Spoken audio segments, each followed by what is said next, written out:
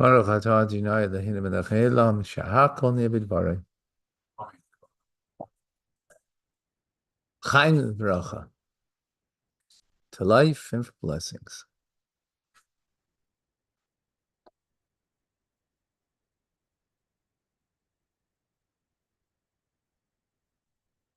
Continue with our review of the Maimer of the Hasidic discourse, Ach the Girl, the three levels that we have in the dividing up of the land of Israel. It was done rationally.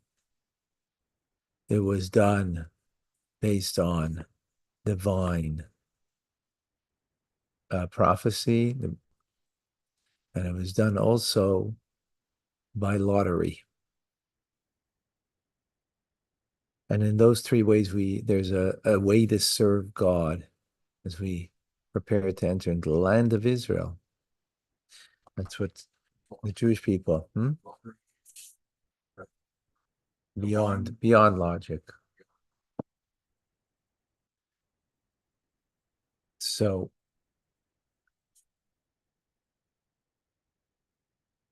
so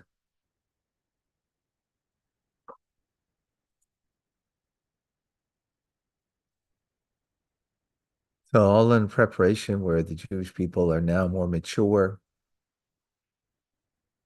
They are, after 40 years in the desert, ready to fulfill God's plan, which is to live in an earthy environment, an environment where the miracles are not happening from a heaven, and we have to make the miracles come through our avodah, through our divine service.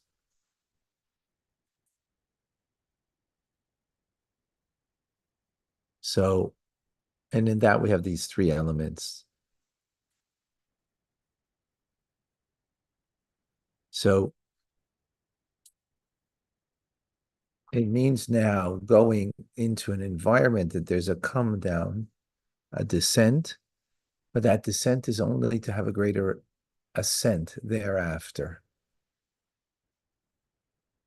We see that physically in the world, the best water comes from deep down.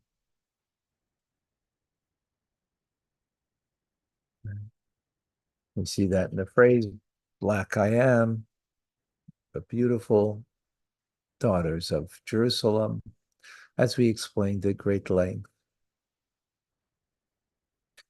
And not only is there an ascent in our lives, and not just in this world, coming down, we go further and higher up. But just like a lever you put at the bottom to pick up whatever is on the bottom, you pick up the top from the bottom, right? If you need to jack up the car, jack up the house, you do it from the bottom. Then you lift everything. So likewise in life, when you bottom out, when you come to a descent, when you come to a dark, black place, ultimately it's a lever that from that dark, lowest place, you can now ascend to a higher place, not just yourself, but the entire creation, the entire house of God, the entire physical world and spiritual worlds. You have a lever that you can ascend to a greater place. According to this, we can understand a phrase that the previous Rebbe said, going into exile. He says that the body can go into exile, but not the soul. Now, what does that mean exactly?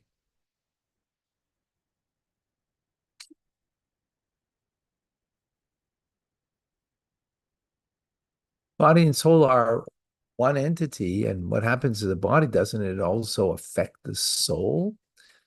And therefore, if you're going through some difficulty, Says the previous Rebbe, no.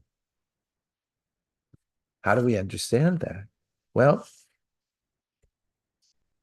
we understand that because the soul of the matter is that even the descent, the challenge, the difficulty we have is according to God. So it's if according to God, so he created the circumstance. So that circumstance now is a reality because God creates that reality. And therefore, in that circumstance, there's only one thing that is a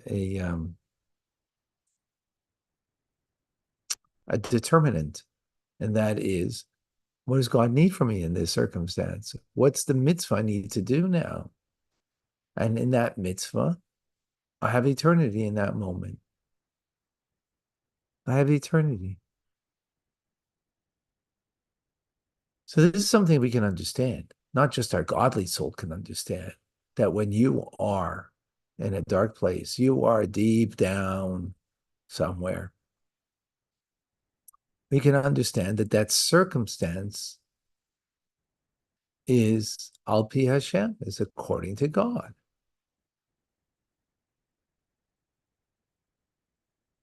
And therefore, um, it's it's not a it's not it, it's not meant to be just a this too shall pass. No, it's determined by God. So therefore, there's a permanence to it, a permanence to it only in the sense that, well, what am I giving to this moment?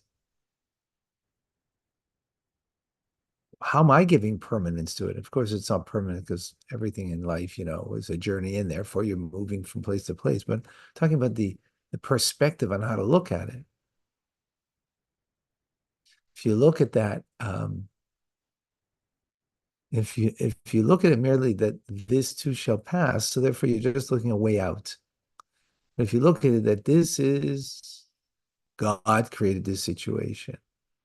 It looks dark. It looks like a descent.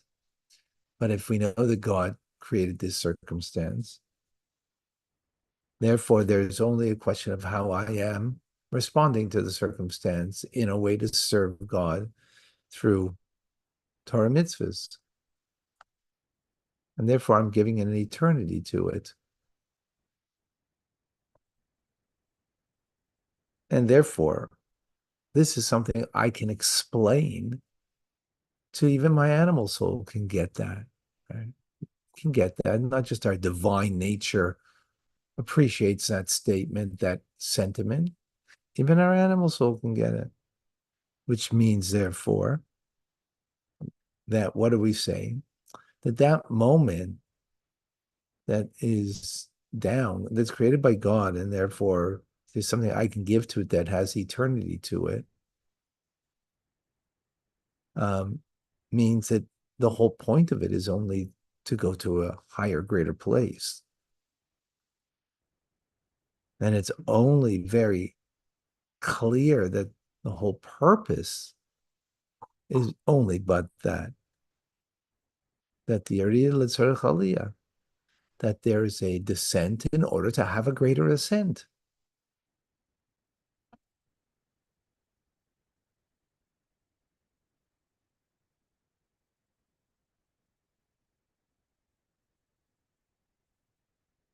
So when we think about that, it'll bring a calmness to the animal soul. It will not feel that it needs to seek survival. Survival is, how do I get beyond this moment to survive this moment?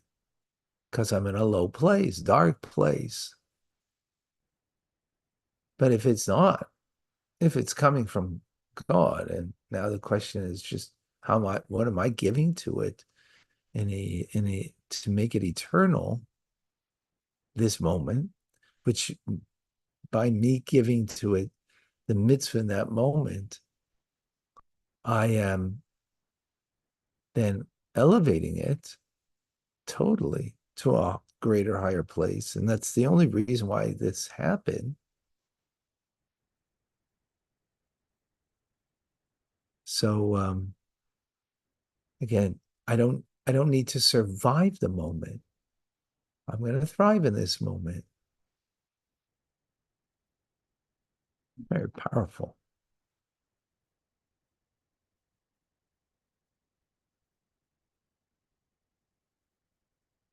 So now the godly soul isn't in exile, but either is the animal soul in exile.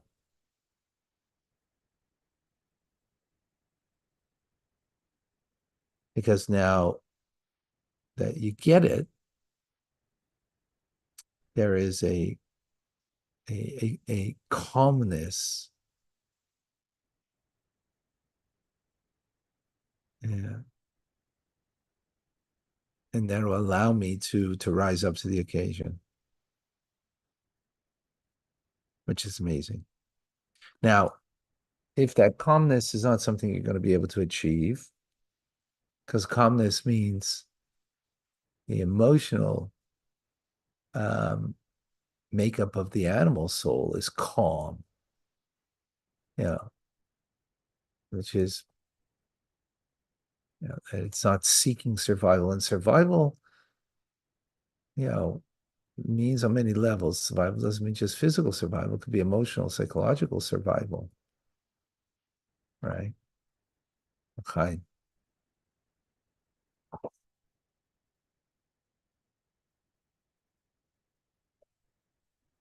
Um, so if you can't reach that, you could at least think it and meditate upon this, even if emotionally when it might not be there, that the animal soul will not be seeking survival in that moment of a descent, that moment of darkness.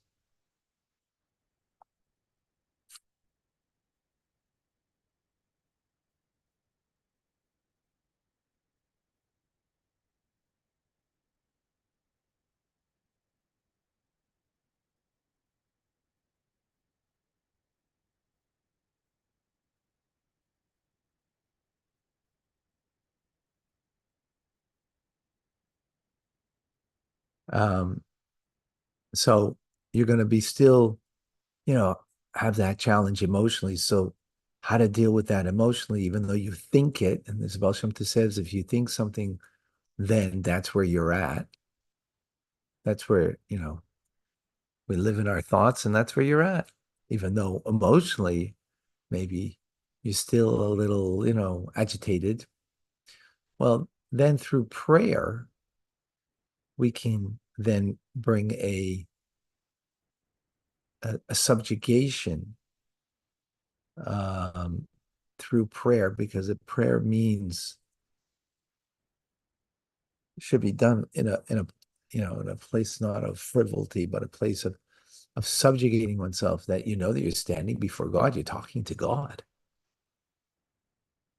And not only that, if you do prayer because not for your own sake, but for the sake of God, because after all, the soul is a part of God, so therefore it can do for the sake of God. You pray in such a way, then all the things that are agitating could be nullified through the fact that this is what you think. And then through that, you can then draw it into your inner world of thought and feelings. And that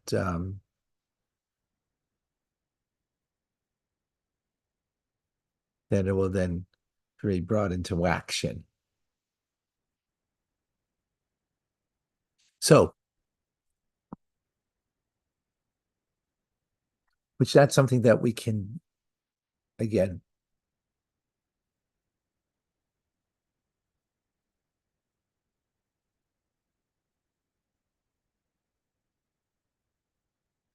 there's something beyond me here. And what's that? That's beyond me. that I am dealing with a dark black moment, gone down to a bad place,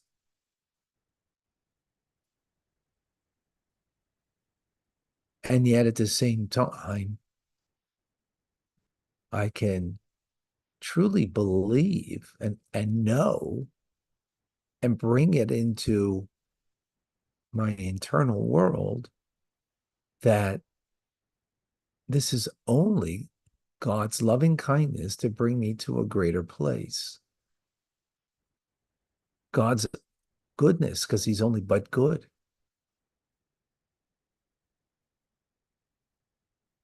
So,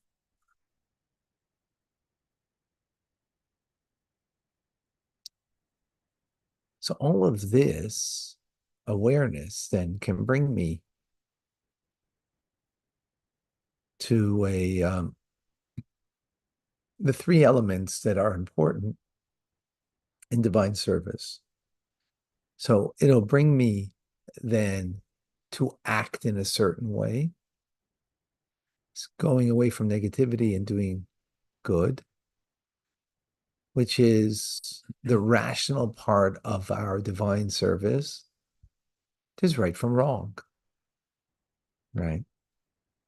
This is the idea of the lottery, that there's a greater population gets more land, a lesser population gets lesser land. That's rational, which means the land means how much am I? Oh, call out to my sister in Israel, Liara, welcome. Land means how much do I got to deal with, the earthiness coming down into this world.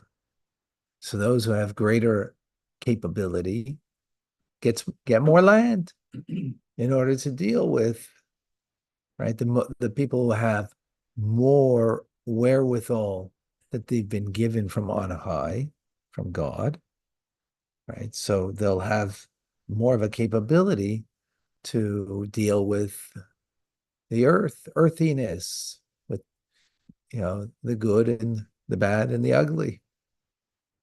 They able to deal with it. And that's something rational we get. And then there is the